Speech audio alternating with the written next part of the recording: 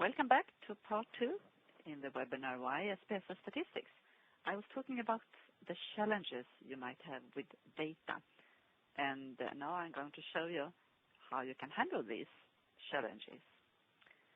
So I will do a demo. Before I do it, I will talk about the windows you will see in the program SPSS Statistics. The data is the window where you can see your data information, for example, customers, patients, and every row is a person in this example, and each column is something I have investigated on the people, like gender, age, response from a questionnaire, and so on.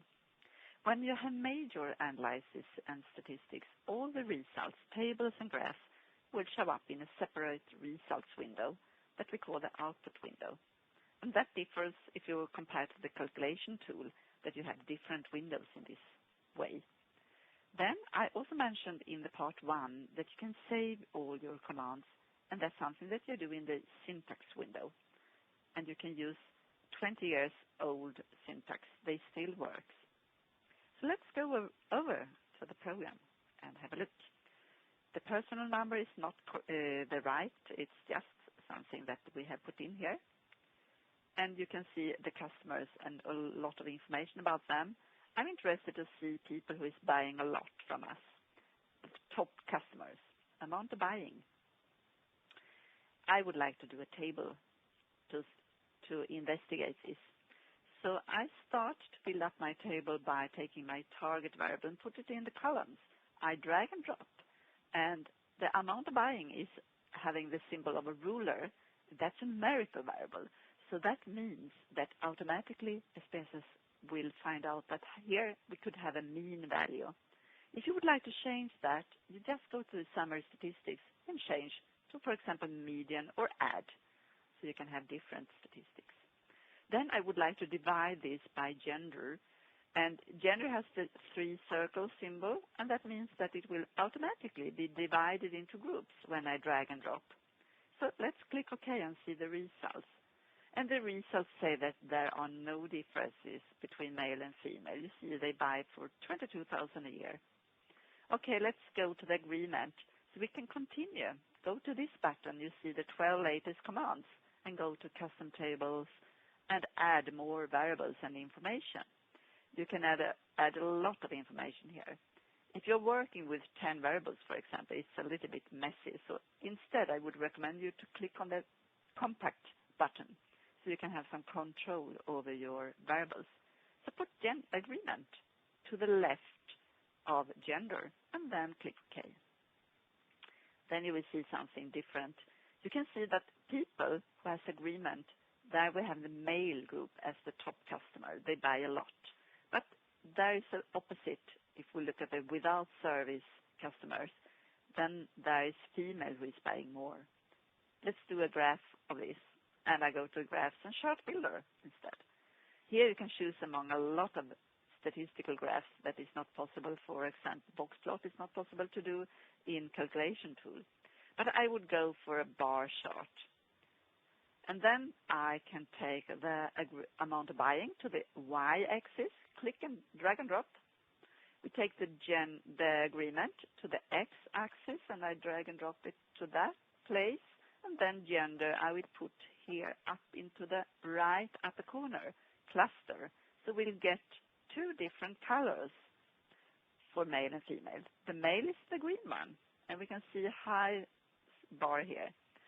And that's the people, the male customer who has a service agreement. What about age? I would like to see age also. So I go to the custom tables and put in age. But age has a numerical symbol. So if I click age here and look at the results, I will see that I have the mean age. But I'm more interested to divide age into groups and put it into the table. So have a look in the data window. We can see what I mean here. The age is not groups. We can see that the age is an exact age. I would like to make some recoding here. And now I'm going to show you how easy it is to work with data management. And you can work with data management from the data menu or the transform menu. I'm going to the visual binning, and I click on age and continue. And then you can see the age distribution here and create a new variable that I called age group. I clicked here and put a name. Then I would like to click on the make cut points because I would like to divide this into 3 different groups. So then I click on the equal percentiles and say that I would like to have 2 cut points with 33% in each group. So that will make 3 groups. You can see the band in the distribution, and if you drag and drop the bands, you will change the value here. If you would like to change the value manually, you just type in the value you would like to have, 40, and here I would like to have 50. So now we have, and if you would like to add another group, you just click here and put a number. So up to 40 years is the group 1, 40 to 50 years old is the group 2, and then we have the highest, and that's group 3. So let's do make labels, so we have all these labeled. And click on OK, and we will have a new variable that we can find in the data editor to the right.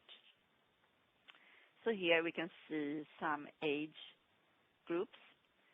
Under these labels, you have the codes, 1, 2, 3 codes. If I click here on this, I can see the 1, 2, 3 codes, but I think it's nice to have the labels. So let's do the table again. I go back to the data custom table, to the custom tables command, and take away the age. We don't need that anymore because I would like to have the new age group. So I drag and drop and put it in the middle of agreement and gender. Click OK. So here we have 3 levels. We have service agreement, age groups, and male and females, the gender. And we can see that the highest amount of buying is in this group, 33,794. That's male that is above 51 years old, and they have service agreement. Now, I would like to save my command, the last command that I did. So go to the custom tables command again. Instead of clicking on OK, I can click on the paste button, and that's something that you can do everywhere in the program. So click on the paste button. You will have the text, the syntax text, and the syntax text can be marked and then run by clicking on this green symbol, and then you will do the command again. So I will empty this window because I would like to show you another syntax that I have saved before. So I open that syntax. Here it is. I open it. It's just a text file. And I mark everything and click on this green button. And then you have all the commands here, all the results here.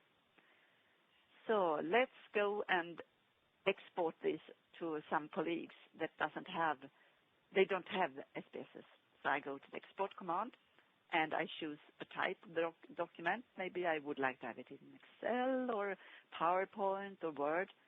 In this case, I would like to have PDF. And I have already a PDF file in the background, but I have all the results. Here it is. So the last thing I would like to show you in the program is where you find the help. And you have it here, a help menu. If you would like to have a demo, you go to the tutorial. If you would like to search for a word, you go to the topics.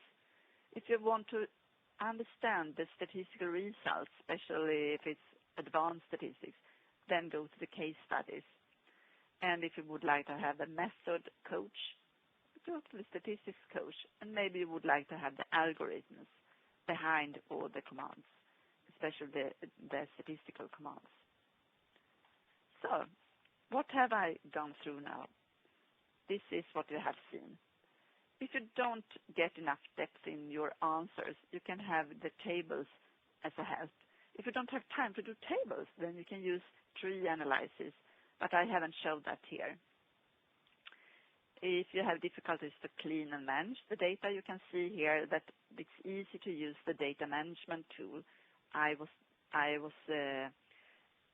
changing the age to age groups. And if you don't know how to do the analysis, we have a lot of help and tutorials, but you can also find a lot of SPSS groups on LinkedIn. if you spend too much time on reporting, you can save and reuse the commands over and over again by syntax. So if you would like to see the strengths compared to, for example, calculation tools, and hear other customers talking about why they have had some benefits about SPSS statistics, then you are welcome to part 3. Thank you very much.